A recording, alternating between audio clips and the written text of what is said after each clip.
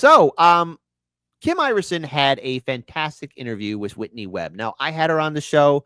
I think Whitney Webb is a great guest, but they bring up something that we all really want to ask. Okay, so Joe Rogan, and I know, look, I have my opinions on Joe Rogan too, and I I think he has changed, but he's kind of hasn't. But it's sort of like a response to all the stuff that was coming at him. So I would encourage Joe Rogan to have Whitney Webb on his show because he had Ian Carroll on. And I know there's a lot of people who have different opinions about Ian Carroll. Okay. I would say if you're going to be following somebody on social media, just always double check and triple check how you feel about them. But Kim Iversen asked Whitney Webb about the Joe Rogan Ian Carroll interview. And why hasn't Whitney Webb been invited on? And so let's go ahead and pull this video up. I might pause halfway through because, I just want to make sure the video is played in its full entirety. And I just want to make sure all of you hear it as well. But I think it's important to hear Whitney's perspective on this because that Joe Rogan interview was something else. And I think a lot of people had a lot of questions and raised eyebrows. Joining us now is one of the best journalists and researchers of our generation, the author of One Nation Under Blackmail, Whitney Webb. Whitney, welcome to the show. Thank you so much for being here. Oh, thanks, Kim. That's very flattering. I'm happy to be here. Well, you are. The truth is the truth. And Whitney, I speak the truth. And you are one of the best researchers and journalists of our generation for sure. Thanks. Speaking of which, recently, Ian Carroll was on Joe Rogan and he mentioned you. And this made a lot of, there was he talked about you. He then went to social media and talked about you. And you clarified some things that you felt like were not represented correctly in that obviously very widely seen interview on Joe Rogan, which I don't know why you haven't been on Joe Rogan, quite honestly. That's I have ideas. Hey Joe, get Whitney on. Yeah, hashtag no. Seriously, Joe Rogan, get Whitney Webb on. Yeah. If there's somebody to be, what do you think? Do you want to share why you think you haven't been on?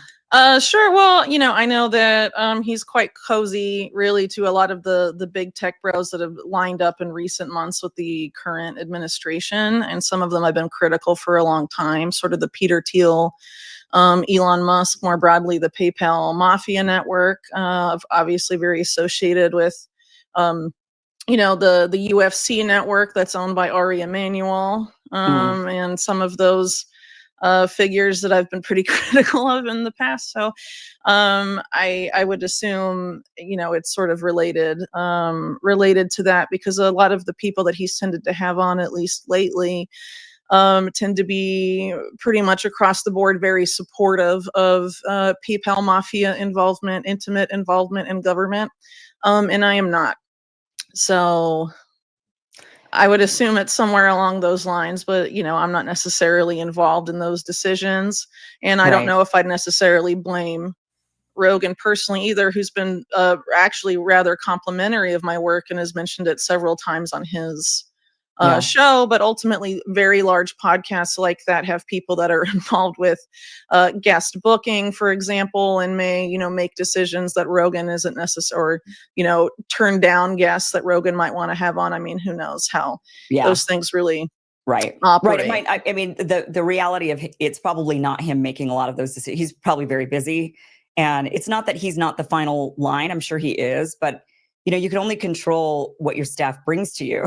I mean, you can't control what your staff brings to you, and you can only say yes or no to what they present in front of you. And so if there's Yeah, and I just want to pause here too, because remember, we've seen Joe Rogan interview a lot of guests, controversial guests, politicians on both sides of the aisle, scientists, academics, podcasters, comedians. And the only time, at least I can recall, where in which somebody pretty much snubbed Joe Rogan is right now the highest profile person was Kamala Harris and her campaign, which was a dumb move on her part, but was capitalized on Trump and also capitalized to later on by J.D. Vance. But of course, hey, listen, if you're a politician running for office, let's not forget the 2020 election cycle where, you had Bernie Sanders, Tulsi Gabbard, and Andrew Yang also take that up as well. And look, being on the Joe Rogan podcast, however which way you feel about it, is a huge boost to your numbers and also how you grow on social media. I mean, but it is very interesting that Rogan, who has referenced Whitney Webb's work, has not invited her on.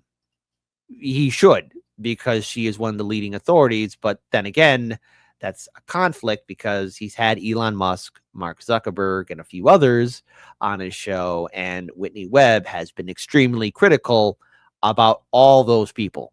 Gatekeepers. I mean, that's kind of like the White House chief of staff, right? The gatekeepers there. Yeah. And you're only presented with what you're presented with, and you get those options. And that's why it's really important to choose the right people who are around you to ensure that they're not going to gatekeep in a way that's Sure. But also, when you're making hundreds of millions of dollars and you're parts of large platforms, you're going to have gatekeepers. Well, I think even more than that too, a lot, I think it's been pretty clear with this administration and in last year's election that podcasts were really seen as a more important outlet for reaching the public than mainstream media, which I think is also pretty significant. So a lot of the biggest podcasts have definitely been arguably more influenced than others by that regard. And a lot of these bigger podcasts, Rogan included, having Trump on, having JD Vance on. And I've been, of course, very critical of JD Vance's longtime benefactor, I guess you could say, Peter Thiel, who's also been on the Rogan podcast. I don't, I think he, some people there would prefer I didn't really maybe discuss some of those ties because they do come up in my Epstein related work.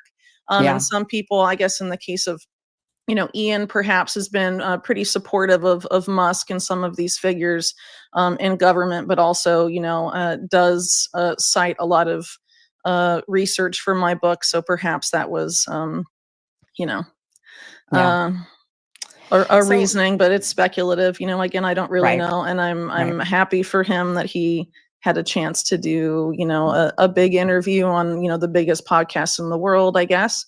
But as you noted, I did have some criticisms, but as it related specifically to my book and my work, because I felt like some of the things that were conveyed weren't necessarily 100% accurate. And so because that's seen by so many people and I'm not really doing that many interviews right now, and I'm not as active maybe as I used to be on social media and things. And I gotta say, I'm really glad that we were able to at least have her on the show a while back. So yes, and I get it. I do get a lot of requests like, hey, you should have this person on the show. You should have this person on the show. And we do send messages out, but sometimes, unfortunately, Hardlens Media is left unread. I know, so sad. But I do think that if anything, Rogan should have her on, as she has been very authoritative and has been proven factually correct with a lot of her reporting. Things like that, obviously people are going to develop conceptions and opinions about my work that are being given by someone other than me. And so I felt it was necessary to kind of, clarify a few things. And the thing that you wanted to clarify was that you've never made the claim that Epstein was Mossad. Well, that was one of the two, I guess, main things that I wanted to clarify. So yeah, essentially my book does argue for a significant tie of between Epstein and the state of Israel.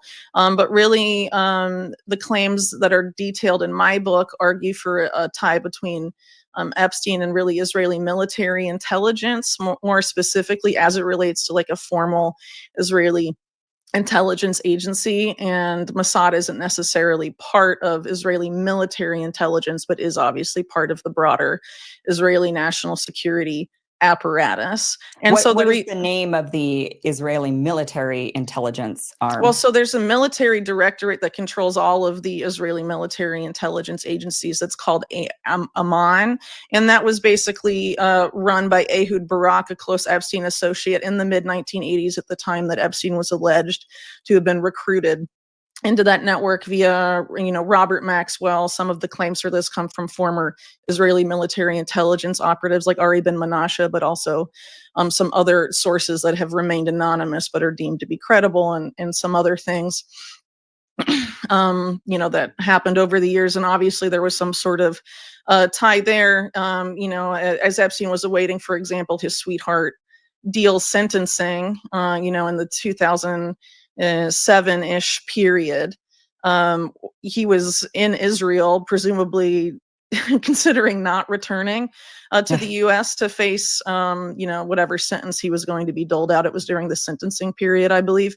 But according to, local reports and, Palm Beach newspapers, he was touring Israeli military bases, which is kind of unusual if you're just a reclusive billionaire, right. accused of why do you think sex crimes. You're just do you think it's true that Israel, bringing up the fact that he was thinking about not coming back? I mean, we've seen a lot of claims about Israel protecting Now, there's only like 8 seconds left in this clip, but here, I want to just address something here real quick. I mean, at the end of the day, Joe Rogan can decide who he wants on his show. Now, we here at Heartlands Media always give an open invite for Kim Iversen or Whitney Webb or George Galloway, anybody else to be on our show to speak truth to power and be unapologetic and join in. Because after all, I always love having new guests on the show. But it is fascinating that while he has referenced her work, she hasn't been invited on. And of course, when you have a staff of people, obviously, the big kahuna can't control everything unless he says, hey, I want this person on.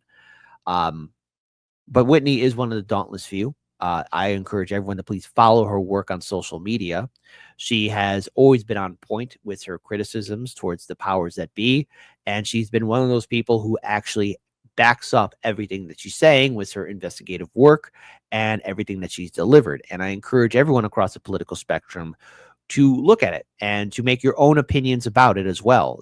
One of the things I encourage here for Heartlands Media is for us to be open-minded and to look at all sources of information across the political spectrum and to uphold and really start promoting truth tellers that have been on point and been proven factually correct. Will Whitney Webb ever get an invitation to the Joe Rogan show? I don't want to say no. Stranger things have happened. 2024 was a roller coaster year, and 2025 has proven to be no different. But it is what it is, and it's rather unfortunate that she hasn't been invited on. But I will end this on somewhat of a grim, dark note, especially how it's all one big club. Don't worry, this will happen, and you could say that you saw it from Heartlands Media first, from Comrade Cisco. Liberals in 2023. If you don't think that's not going to happen, you're great. You have not been paying attention.